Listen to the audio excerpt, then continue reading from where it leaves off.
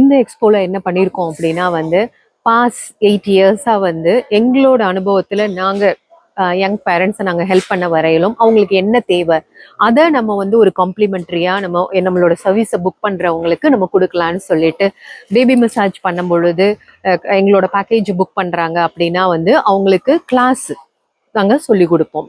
1 hour extra class எடுத்து அவங்களோட வீட்டில் அவங்களோட பேபிக்கு தகுந்த மாதிரி அவங்க எப்படி மசாஜ் பண்ணணும் அப்படின்னு சொல்லி நாங்கள் சொல்லி கொடுப்போம்.